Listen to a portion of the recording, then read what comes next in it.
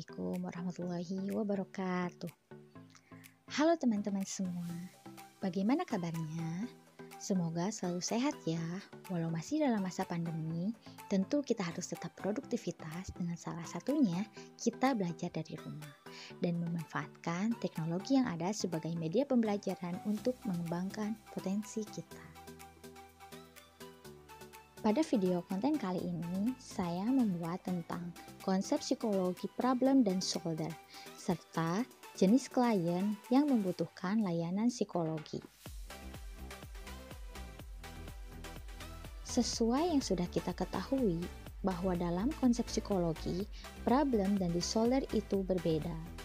Namun keduanya saling berkaitan karena jika problem yang dialami seseorang tidak kunjung selesai, maka akan menyebabkan disorder.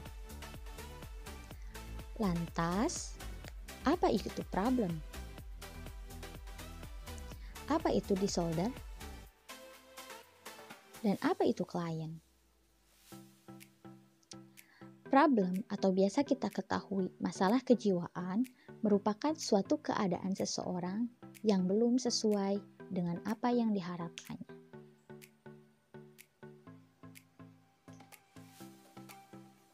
Disorder atau biasa kita ketahui gangguan kejiwaan merupakan suatu keadaan seseorang yang memiliki kumpulan masalah kejiwaan yang dapat mempengaruhi bagaimana cara dia berpikir, bagaimana cara dia merasa, dan bagaimana cara dia berperilaku.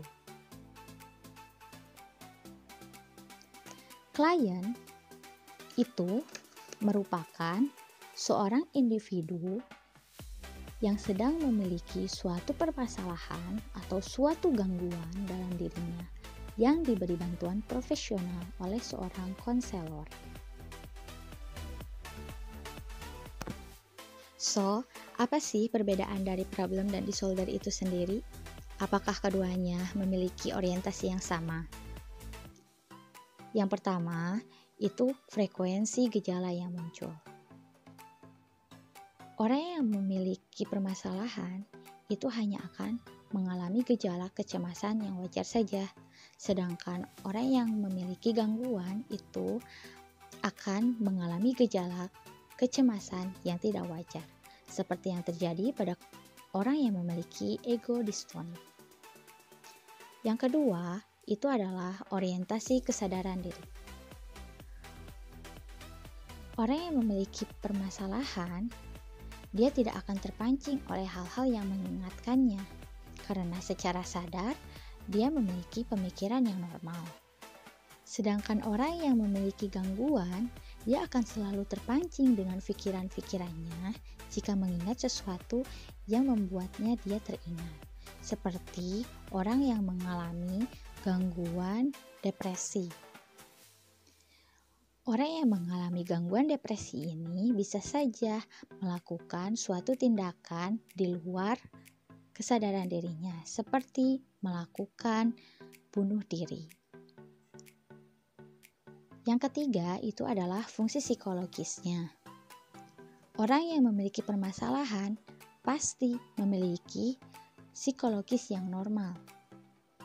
Sedangkan orang yang memiliki gangguan itu pasti memiliki psikologis yang abnormal, di mana dia dalam berpikir, dia dalam merasa, dan dia dalam berperilaku pasti banyak sekali penyimpangan-penyimpangan yang dilakukannya.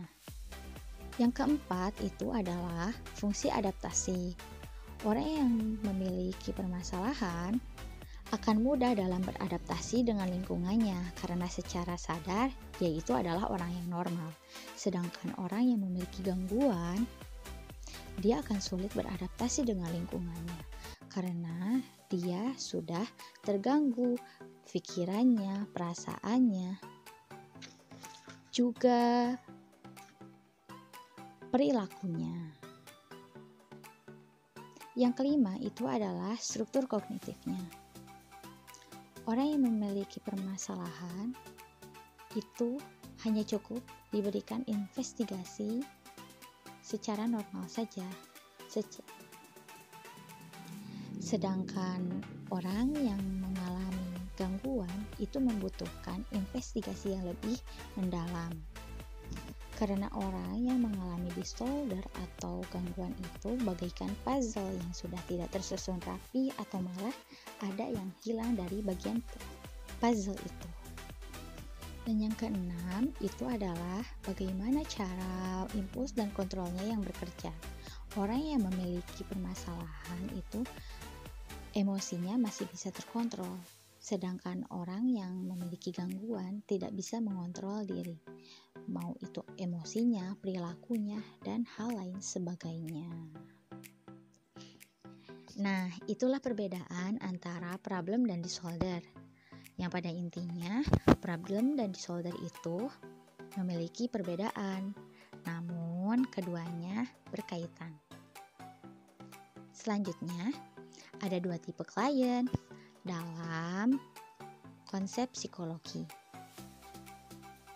Yang pertama, itu adalah klien yang datang atas keinginan sendiri.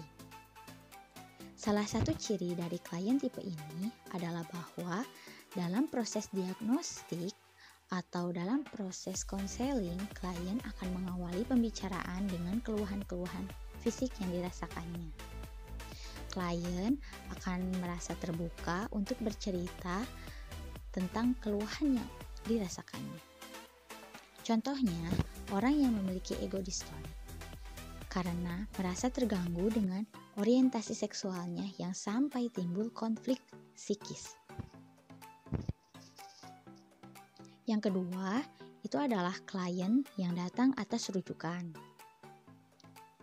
Salah satu ciri dari klien tipe ini adalah bahwa dia memiliki ego sintonik, di mana dia akan merasa enjoy dengan mengatakan bahwa dirinya seorang gay.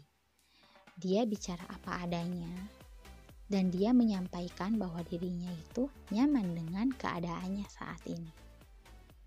Namun, jenis tipe klien yang datang atas rujukan ini biasanya dia lebih tertutup. Dia tidak mudah terbuka. Oke teman-teman semua, itulah konsep psikologi problem dan disorder serta jenis klien yang membutuhkan layanan psikologi. So, jangan lupa untuk menjaga keseimbangan iman dan imunitas kita. Tetap stay at home untuk memutus rantai penularan COVID-19 ini. Hindari setiap permasalahan yang dapat menimbulkan gangguan jiwa.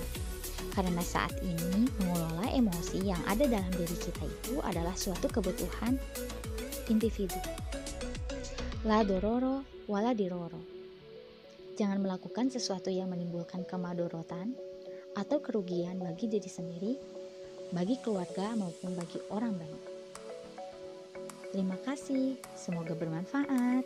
Assalamualaikum warahmatullahi wabarakatuh.